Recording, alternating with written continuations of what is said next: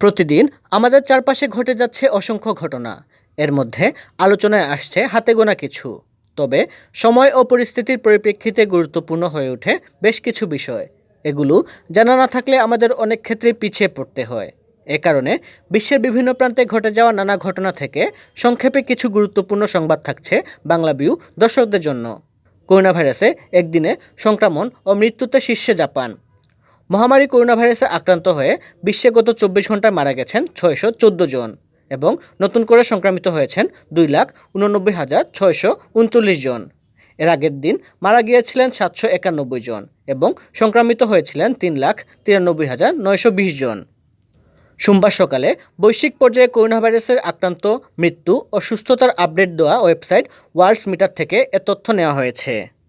সর্বশেষ তথ্য অনুযায়ী মহামারী শুরুর পর থেকে করোনা ভাইরাসে আক্রান্ত রোগীর সংখ্যা দাঁড়িয়েছে ৬৭,১৭,৫৬,৮৮৪ জনে, আর বিশ্বজুড়ে মৃতের সংখ্যা দাঁড়িয়েছে ৬৬,৮৬,০১০ জনে। এ সময় করোনা ভাইরাস থেকে সেরে উঠেছেন ৬৩,৪২,৪৬,৩২৭ জন। নেপালের প্রধানমন্ত্রী হলেন পুষ্পকামাল দাহাল ওরফে প্রচণ্ড।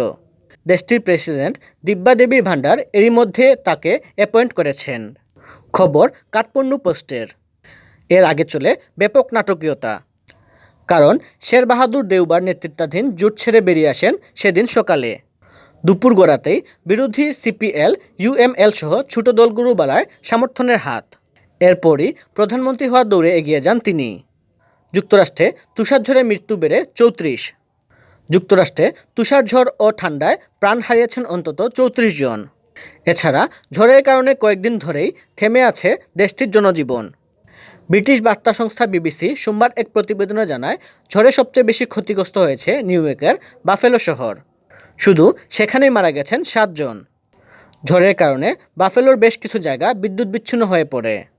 তবে রোববার থেকে ওইসব এলাকায় ধীরে ধীরে বিদ্যুৎ সংযোগ চালু করা হয়। দুর্নীতি মামলায় মালদ্বীপের সাবেক প্রেসিডেন্টের ১১ বছরের কারাদণ্ড। দুর্নীতি ও অর্থ পাচারের মামলায় মালদ্বীপের সাবেক প্রেসিডেন্ট আবদুল্লাহ ইয়ামিনকে ১১ বছরের কারাদণ্ড দিয়েছে দেশটির একটি আদালত। একই সঙ্গে তাকে ৫০ লাখ মার্কিন ডলার জরিমানাও করা হয়েছে। রয়টার্সের খবরে বলা হয়েছে, তার বিরুদ্ধে একটি প্রাইভেট কোম্পানির কাছ থেকে সুবিধা নেয়ার অভিযোগ আনা হয়েছে। তবে এসব অভিযোগ অস্বীকার করেছেন ইয়ামিন।